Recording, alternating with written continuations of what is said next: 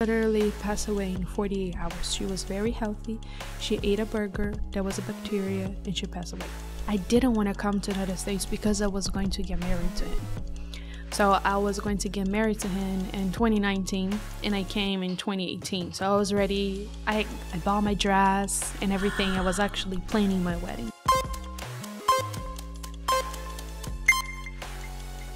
Welcome again to I Got an Accent, So What? And I'm sorry that I have to look at the at the screen because last time I changed my title and my producer almost killed me. Gia, you don't know your title. But welcome, Yara. Thank you. Our space to I Got an Accent, So What? Do you have an accent? I do. You do? Language I speak. Yeah. Really? How many languages do you know? 4. Man, I'm already intimidated over here. No, don't be. But today I have this beautiful queen. Her name is Yara. And believe it or not, it's my first time actually meeting her and we're interviewing her. So this is going to be an amazing time because we're going to be correlating of who you are, who am I, and we're just going to have a girls talk, you know. I know that you're from Brazil. Yes. My producer is like, I have this Brazilian girl. You need to meet her. She has such a good personality. And I'm like, okay, let's have her in the calendar. And all of a sudden you reach out and here we are. Yara from Brazil. What part of Brazil are you from? I'm from São Paulo. Jundiaí. Oh, São Paulo. Yes. Rio Prieto? No, Jundiaí. Jundiaí. Somebody else is from that town. That I know. Okay. So it's like 1 hour and a half away from São Paulo, the capital. That's nice. Nice. Well, I'm getting my knowledge with my Brazilian text to my producer. Okay. And CEO over here, Leticia Dos Santos. And it's such a joy to know of your culture and such a welcoming and warm people. And the number one thing that actually I correlate so much with you guys is the fighter that is in you guys for succeeding, for wanting more. So before that, I know you're in finance. What type of financing are you? So I work with financial services and insurance. So I help people build their financial house. Okay. So it's basically like when you go to a construction site, right? And you see a house being constructed. Where do they start their construction? The construction from the bottom. From the bottom. Now we're here. Yeah. So it's basically what I help them. Okay. I help them create a foundation, a base. Okay. So then they can start building their walls that we call the accumulation, and then their ceiling, that is the preservation. So it's basically protecting and everything, every type of the insurance, and then building their accumulation, that's the investment side. So basically diversifying their risk and diversifying their taxes. And then the ceiling, that's when they settle down and they have their retirement. So I help them plan for each one of the steps. Very interesting. Yeah. Wow. I've been with so many financial advisors and first time that you describe it so well that makes sense. And I'm a visual person, so thank you for that description. I will never forget that. Believe me. Immigrant from Brazil. Yes. Now in finances. How old were you when you came to the United States? I was 18. Oh, okay. Yes. 18.18. Graduated already in Brazil? Yes. What you graduated for?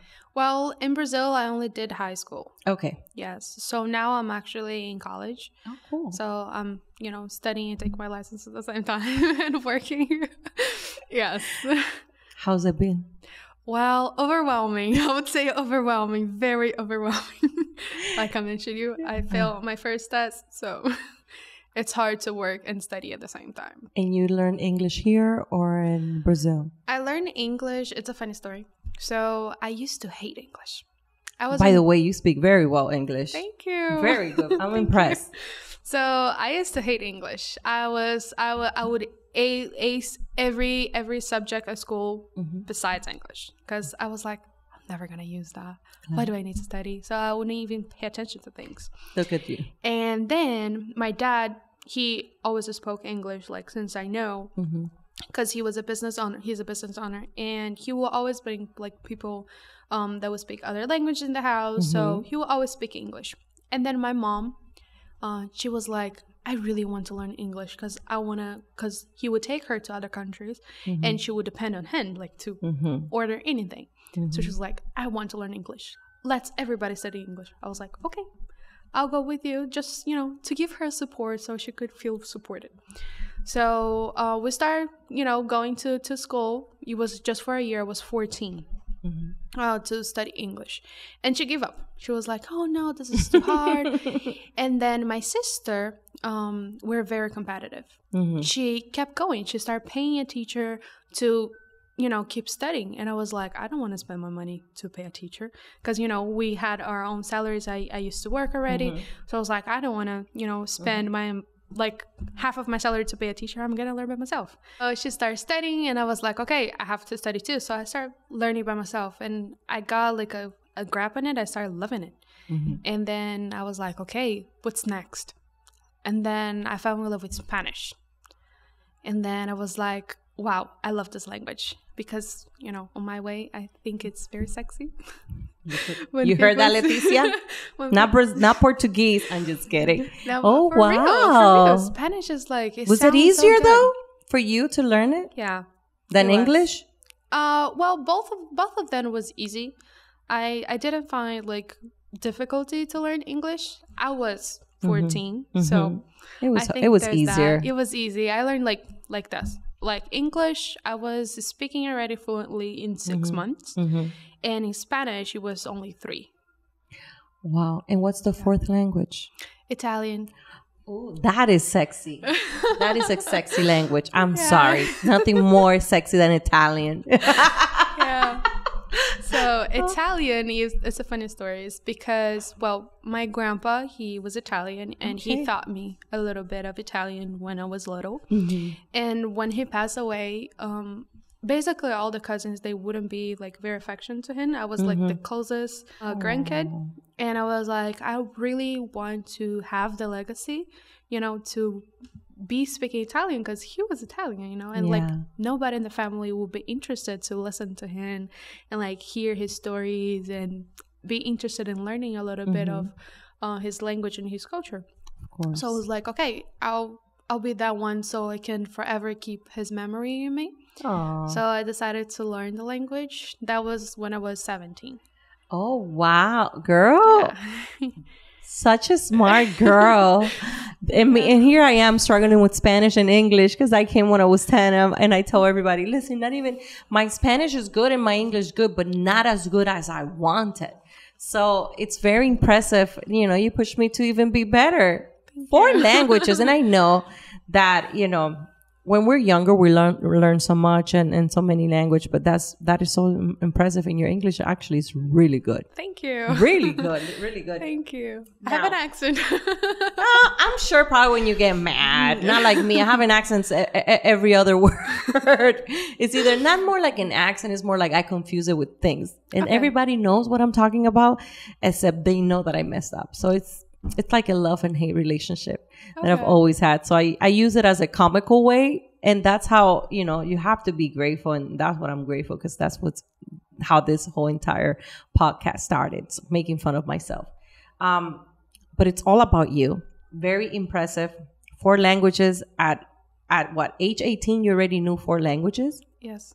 Wow. Come to United States, a whole different culture.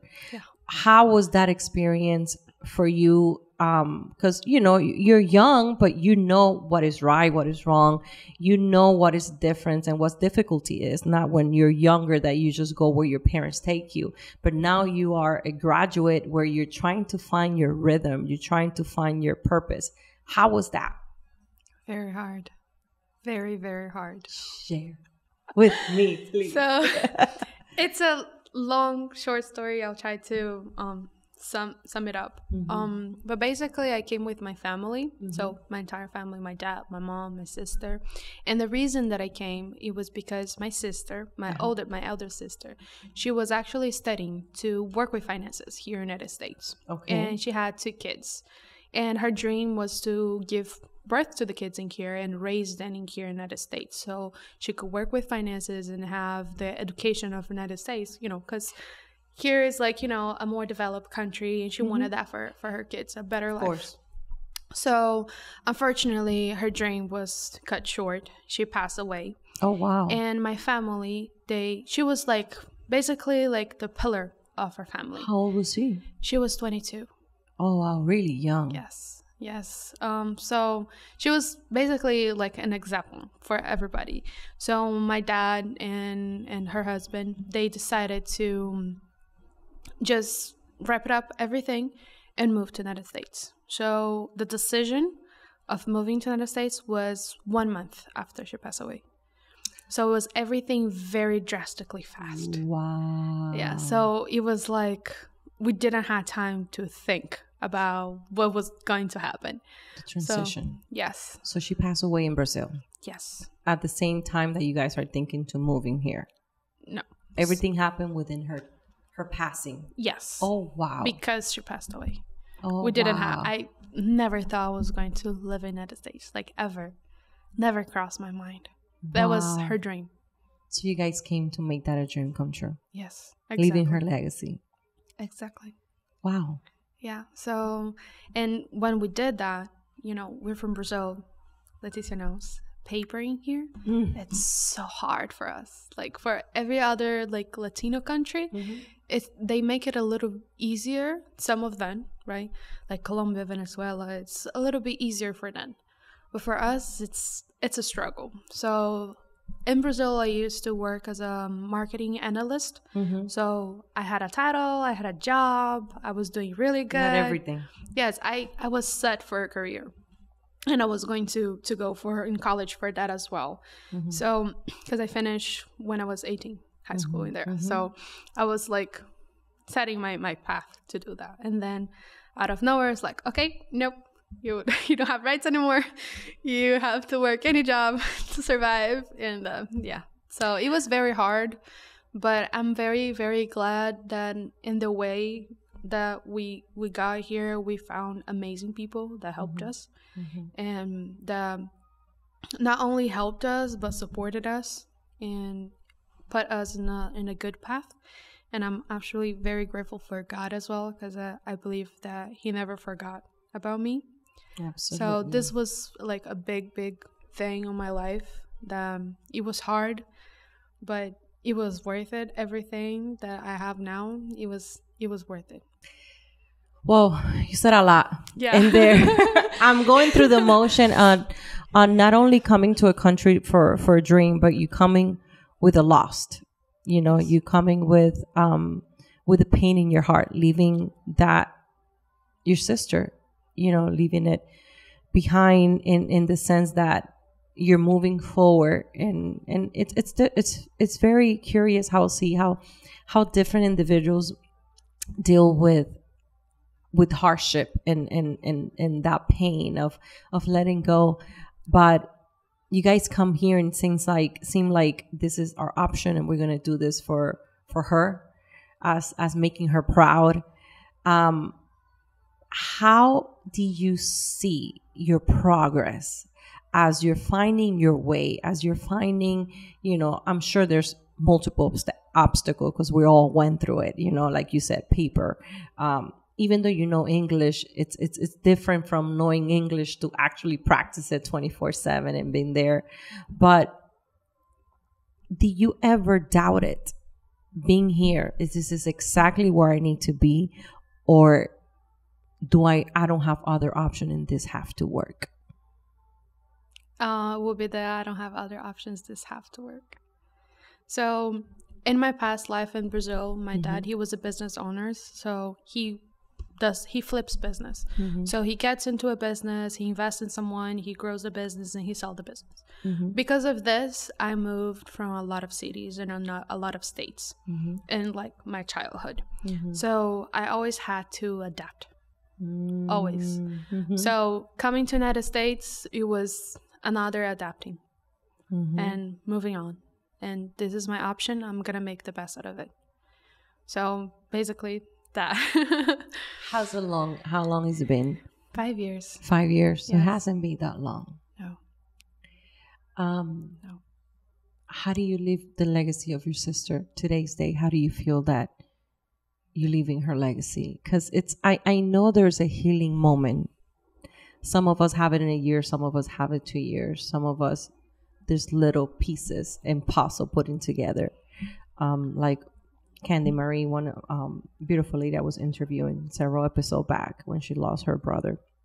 And we were talking about it here. And she was saying how, wow, now I understood what certain things was happening. When is that healing moment for you? As because I know dad, mom, everybody, the husband have processed, but you, Yara, healing that moment for your sister in a new land that you surviving because you have to, you don't have plan B. You have to make it. It's been 5 years.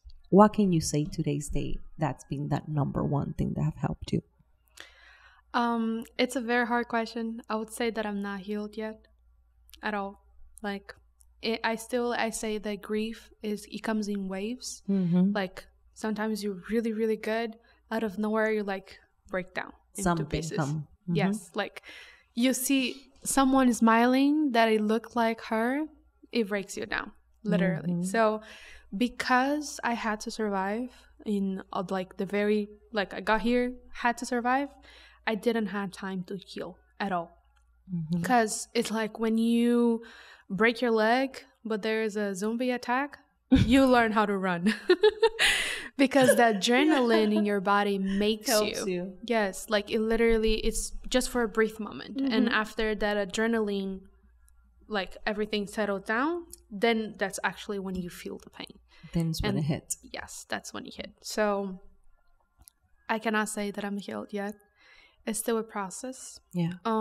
But one of the things that I'm actually came into the industry that I am in, it was because of her. Because I can see how I can help other families not to pass through the surviving thing that I had to pass. Mm-hmm. Well, how like my family had to pass. And also because she was studying for finances, me being in finances, I can help and teach other people about what I'm learning. So that way they like, that's how I see I'm living her legacy behind protecting families and also educating people on how they can do it as well. Even though they come for nothing, like when I got here with $0, they can make it. So me educating and helping families to protect themselves and protect their loved ones, it's a way that I see of living her legacy. And I'm also very present in the community, in the church itself, because I believe that it was one of the things that helped us when we got here. So I believe that there is people out there that it was just like I got here, that they need someone, a touch or a word or a support. So I'm always there looking for those that need me so I could be there for them. Like someone was for me once. It's beautiful. It's beautiful to see that. It's beautiful to, whether you're saying it hasn't hit you, I see your healing happening, and I see you living that dream and that legacy through her, which I can, and it's funny because I don't know you, that, you know, but I can feel you, and I feel that has become your purpose in life. Yeah. And when it becomes your purpose in life, then everything makes sense. And then everything that we do has a purpose that you do those things. And that's the best way to be in a career, doing something that has a purpose, that passions you, and that have a story.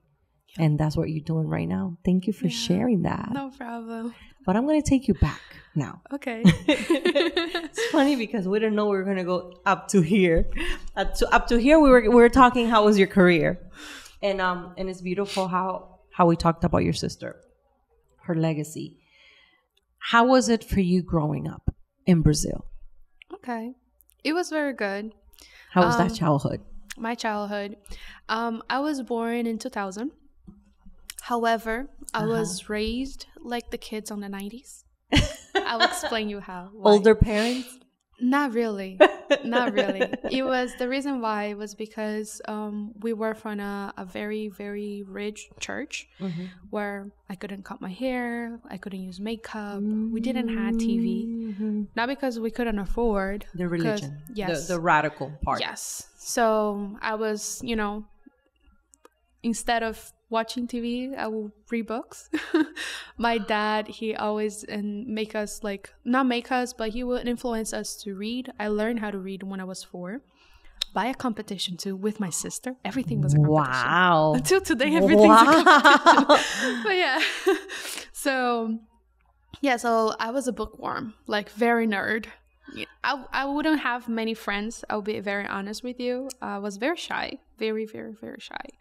And a little bit aggressive. Those are the worst. I'm just kidding. My husband is like that. Yeah, I was the type of kid I was very like bossy. Like if they will come to mess with me, I was like stop. If they wouldn't, I will punch them. So you're leader by nature. Yeah, maybe. I don't know. I was aggressive. I'm not like that anymore. You can ask my husband. But, we'll have to interview him for that part. But yeah, I was very shy and very curious. I love to read and know about every subject, like beef or like random things. I would like learn and like be the expert of it, and then I will change my interest for something else, and then I'll learn and like So I was very nerd, and I didn't have TV, so I did like the things of the kids in the 90s did, like actually playing in the street, climbing trees. I would love to climb trees. I'm a huge animal lover, so we always had pets. So I would always like be playing with the pets and taking care of them. So that's basically how my childhood was. Oh, it was very wholesome. It was no like technology based on anything. Yeah. Wow. So a young girl with an old soul. Okay. Yes. Now I see your career, and you see how everything makes sense now. Work. Bookworm. Now into finances. And it's funny because off camera we're talking. You say, "Oh, I passed this so quick," and I was thinking, "This is a smart girl, super smart girl." But you see, you told me the story right now. Why? So, how hard was it growing up within the religion part of it, that it was so strict, right? And then your friends coming to places and going to maybe parties and you were not allowed. How were you dealing with that at such a young age? And I'm telling you for my own experience. Many of my fans knows about it because I grew up similar to you. So how was that? Okay, so it was hard, I won't lie to you, because in the church that I used to go, we couldn't even make friends outside of the church. Our cycle was literally inside of the church. The church only. You could only date people from the church. Oh my God. So it was hard. Back then, my feelings out of it, I would hate it. I would not like it at all. But I didn't have the space to rebel at all. Like I couldn't speak out because my dad and my mom, they were very, very into the community as well. And it would be like a shame if I would like rebel, and say something, because they were very like popular, I would say. Like the daughter of the ministers need to behave certain way. Exactly. So that's how I behave, like very quiet. So you complied. Yes. But in my room, I would take my hair out. Now, thank God your parents are not listening to this interview. Do you ever dated outside the church? No. I was the perfect girl. Another one like me. I actually, I started dating because for us to date, like I met him at the church. He asked my dad and his dad, like everybody was like a meeting. God. Like, I know. asking. Oh my God, you're just describing. And that was just for to date. And to dating was literally like in the sofa with the family. With chaperones. We could talk. Literally, like we couldn't drive together. Like if it was just us in the car, we couldn't be together like by ourselves at no time. Literally, someone has to be there. Oh my God, to be the third wheel. Okay, so you come to the United States and you have a little more freedom, or was it continuing the same? So I got engaged to this particular guy, and not your husband now. Not my husband now. No. So I got engaged to him, and I didn't want to come to the United States because I was going to get married to him. So I was going to get married to him in 2019, and I came in 2018. So I was ready. I bought my dress and everything. I was actually planning my wedding. Yara. Yes. And then I didn't want to come at all, but my dad's like, "You're coming. Like, I'm going. You're not married yet. You're coming with me. he'll figure it out later how he gonna come. And then when we got here, I was heartbroken. I was working 3 jobs and we make it work for 6 months. And I was like, okay, I cannot do that anymore. I was also virgin. So I was like, you know what? I need to give this away. Too horny. So, yes. Is that my producer laughing over there? Yes. So I was like, okay, I hold it for too long. And I want to be free now. So I broke up with him. I broke his heart. The one in Brazil. Yes, the one in Brazil. And he couldn't come because that's a love, like... Yeah, he lost his job. And then to get like a visa from Brazil to United States, like you have to have a certain type of things. You need a job. You need a certain type of years in this job. You need basically career. It's difficult. Because they want to prove you if you're single, you're coming by yourself, because they know you're gonna stay. You know, so he didn't even had the chance at all. So he was like my first love. He was my first boyfriend. Yeah. And but one of the things that when I got here, when I broke up with him in this church particularly, like when they do like those ceremonies where you write a prayer and you put on the cross. So in that cross, I did that. In that cross, I wrote it exactly that I wanted to find someone that would treat me like he would treat me, because he was a very, very good man. Mm-hmm. And I'm pretty sure that he's also going to be a good father and a good husband. Mm-hmm. And I wrote in that letter, like, everything that I wanted, like my documents, like my family to be good, a career. And 5 years later, today, I got everything. And then eventually I met my husband, and like, I always tell him, like, you're so similar to my ex that you... Oh, he must hate that. I'm sorry. That, but you asked. Yeah. And you received. And I received, yes. And I'm actually very happy to that. That's beautiful. Congratulations. Yes. So yes. I'm just thinking here, I'm like, oh my God, this poor girl. It wasn't easy. But I do have a philosophy of my life that now I see how I made it. And it was actually the thing that you mentioned, because I had a purpose. Absolutely. So I see, and I always tell, even to my clients, I ask them this question. If I will give you a job, the worst job possible that you hated doing, but I will pay you $1 million by the end of the day, you will never have to see me again. You will never have to do this job ever in your life. Would you do it? Most of the times, actually all the time, everyone say yes. I was like, okay. So if you have a goal in your life, would that goal like be worth $1 million? In my case, leaving a legacy behind, teaching people, helping people is worth way more than $1 million. So going to the worst is easier because I know clearly what I want. So, and I usually say is cleaning the sewers. Mm-hmm. I will clean the sewers for $1 million at the end of the day. Most of the people would, right? So that's the job. Yes, it is.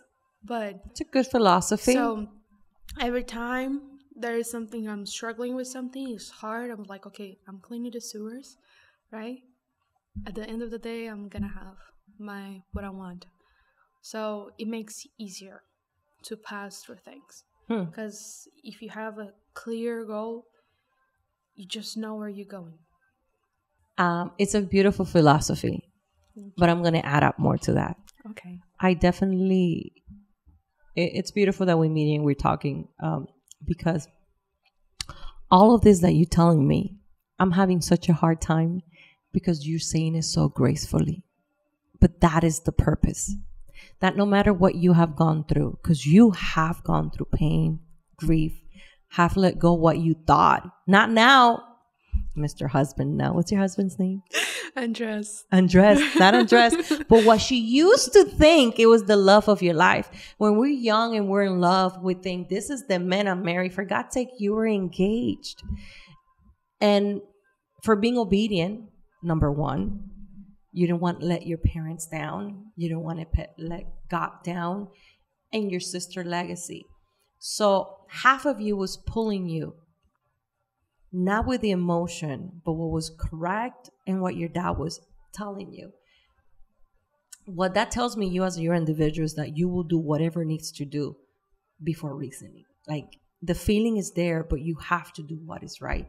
And it's very, very honorable to see that at such a young age. And you're just getting started, Yara. Everything that you have been hit in your life is for such a moment like this. Not everybody goes through that. And I'm sure you have so many questions every day. Why me? Why I had to go through this pain? Why I thought at that moment, not now, you don't think it that, but back then, the love of my life. I lived such a strict life. Where's Yara? But Yara is that graceful woman that it's a fighter and a survivor in the midst of hardship, in the midst of challenges. And not everybody have that ability. And you should consider yourself. I have no doubt that God has a beautiful plan for you. And I know, as clearly you told me, you're a woman of God. Amen. But there's a purpose bigger for you. Not only to help others, but you are to be an example for many women out there of sacrifice, of giving up, of not giving up. Because today's day, society have teach us satisfaction. It has to feel good. I have to satisfy myself. But today's day, this society is not teaching what sacrifice is all about, what limiting is all about, what I'm not going to eat this for this. Hold. Self-control. Abstinence are words that are not popular in today's day. And it's so funny because now I know what my producer, sneaky little thing, bring things together into me. But this is something that many not know, and I have not made it publicly, but me and my husband practiced abstinence before getting married. And we were engaged for 2 years. He was my first, and vice versa. And a lot of people ask us, what is our biggest key for success? And it's exactly that. When you give up pleasure for what is right, God opens a sea of opportunity for you just for be obedient. Being obedient is the key of the blessings of God to come upon your life and be an instrument for those. So all the things you've gone through and you have experienced is because you needed to go that to be tested just as the gold is. And you're coming out beautifully, the way you're talking so gracefully, and your grieving that you're going through, everything is for a moment that you're going to say it was all worth it. I needed to go to that to find my identity, to find my calling, and to find my purpose. And that's a beautiful journey that not many experience. There's so many youth confused out there with identity, with desires, with things that they cannot hold. And it's so sad because out there, there's not many mentors. There are not many teachers teaching this. And I open up to very few people about that secret in me because I used to feel embarrassed about it. But I was talking, me and my producer talk like about everything. And I told her not many months ago, Leticia, this is my superpower. And I used to be ashamed when I was younger because I did came from a very traditional church, just like you. We only have skirts, long hair. Why do you think I'm such a rebel like this? Me too. Because it gets to the point that the outside, we can pretend to be perfect, but our walk and our actions speak louder. And it's a true walk with God. And it's a true obedience of Him. And our life action should draw that story. And it's beautiful what you just told me. And many will be like, wow, all this thing about Yara, but it's beautiful to see that. And I thought that we were going to talk about business today, but it's beautiful how God just worked in a mysterious way. And I'm glad to hear somebody very similar story with me when I was growing up in definitely you're grieving, not compare to me in that sense, but it's just beautiful to see the challenges that for so many can destroy them and can hinder them, and they think is the end of their life. And you took upon life with a different perspective. And what you just said, to help others, to make a difference. And those are words of a very identified woman that knows what she wants and understand that that pain was needed to be where you are. Yeah, absolutely. And I'm sorry that I took all this space. It's supposed to be with you, but I wanted to share that because a lot of people don't talk about that, and it's needed for youth. It's needed because what can I do to satisfy me? What there is for me? What there is for what's around me? And how about what have you done to add into this society and be a light to many others? And it's beautiful to see your story, and you're just getting started, girl. Yes. And it's also another thing that I have a lot in mind that my sister passing away taught me. It changed me completely. So Yara, it's exactly everything that you said. Yara, it's actually a mythology in Brazil that she is a mermaid, a siren, and she's a warrior. And her story is also very, very nice. I can share with you later so you can understand a little bit more. But my birth name was not Yara. And when my sister passed away, I changed my name so I could come to the country and people could call me, because my birth name was very hard to say in English. What was it? I don't like it. I'm sorry. It's okay. Yeah. Oh, wow. So you took upon your sister name. Not my sister name, but I chose another name. So I chose another name. So basically the name that I identify myself, because I was a completely different person before she passed away. Because after she passed away, I learned very, like, in the hard way that life is so short. And there is no reason why. So in the very beginning, like when she got sick, she literally passed away in 48 hours. She was very healthy. She ate a burger. There was a bacteria and she passed away. It was like, wow. How, like, why I didn't had a chance, like, you know, to say a goodbye. And it came like all the time, like, why? And I was like, okay, there is no reason why. There's only one thing. Either you grow from it, you learn something out of it, or you literally get depressed and this can put you down forever. What path do I want? So I was like, okay, I'm gonna learn something out of this. And I learned that life is very short. And it's not about, like, I know that I do finances and everything, but it's not about how much money you make and you leave behind, but the purpose that you're leaving behind, like your legacy. How people gonna remember you when you pass away? Who gonna be those that are gonna be in your funeral, and what they're gonna be talking about you? And I learned that Jesus, he is alive until today because we remember his name. If nobody would know his name, so then he would not be living forever. So when you are remembered, then you live. Albert Einstein's still living, you know? So Jesus Christ still living. Like, all of those big names, legacy is a legacy. So I was like, okay, so I have a purpose of everything that I'm gonna create. It's gonna be because of my sister. It's gonna be because I lost her.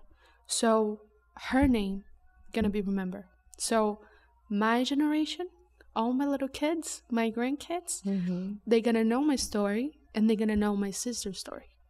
So even that she didn't have a long life, she will have a long life. Because my entire family gonna know who she was, because I'm gonna make sure they will. So I learned that it's not, you know, about yourself, it's about others, how others gonna remember you, what you're doing, what you're impacting people's life, and how you're impacting people's life. Is this for the good or for the bad?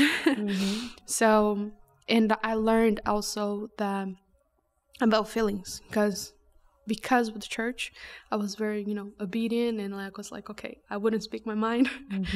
because of that, I wouldn't speak up my feelings. I would always like have my feelings like deep down here. Like I wouldn't rebel. And when she passed away, I learned that because life is short, we should show our feelings as much as we can. So my husband, like, he says I'm very corny because like I do him sandwiches, and for every sandwich I put a little phrase. Aww. Because, you know, just because we don't know life is short, what's gonna happen tomorrow. And I do this to my sister, I do this to my mom, I do this to my dad, so there is no regret. So that way, if something will ever happen to me, I'm in peace, because I know everything that I could, everything that I had to say, I said in a lovely way, in a nice way, so that way they're gonna remember that. In a graceful way. Yes. That was your sister's purpose. Her purpose was to change your way of thinking, to live through her in that sense, what you just said. Because of that life experience, losing her, I want to make an impact in every single somebody's second, as simple as making somebody's sandwich. And if we all live like that, it would be such a different world. It would. Very beautiful. I know there's more, and I know there's so much, but that legacy is definitely, you're living it, and I can't wait to see and experience it through you. But you live a very graceful, very kind way. You impact so many peace, and I know a lot of people that they live in chaos and so much fast pace. Sometimes we don't have time to stop and really look what is important around us, and that is the purpose that God created for you. If you have to go back to that little girl, Yara, and if you have an opportunity to tell her something, what would that be? To feel it. To feel. Literally. Every moment. Because in the part of me growing up, one of the things I'm very grateful on how my parents, taught me, and I am today because of how they raised me. But one of the things that my dad would tell me, and it was such a simple thing that impacted my childhood a lot. It was every time he would talk about any problem in the family, anything, he would make a family reunion, and he would say, "You guys are not kids anymore, so that's why I'm telling you this."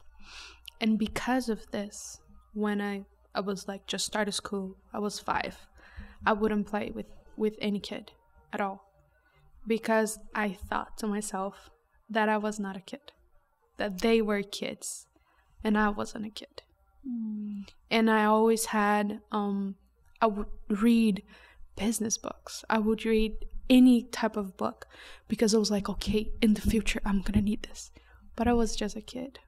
And while the kids would read romance, they would read Harry Potter, they would read everything else, my dad would give us self-development books. So when we go to the library, I would pick those. Even though there was like so other fun books, I would pick like the boring ones, adult ones. So feel it. So it's one of the things that I didn't enjoy, like the kids thing. I didn't feel the kids thing, because such a small thing that probably he didn't know that this was going to affect me so much. Yes. So I holded my feelings way too much. So I always holded my feelings, always. And then I stopped holding, when my sister passed away, but it was 18 years that I hold it. So if I could go back to like my first day at school, I would say feel it, like just feel, enjoy, like be there, be present. Don't think about what's gonna happen, what other people are gonna think about it. Like, no, don't overthink, and feel the moment. Thank you, Yara. No problem. Thank you so much for coming. No problem. I know you being accelerated, but it's not in vain. Yeah. Not in vain. I see and I feel that. Thank you so much for opening it up for space. Guys, see you next time.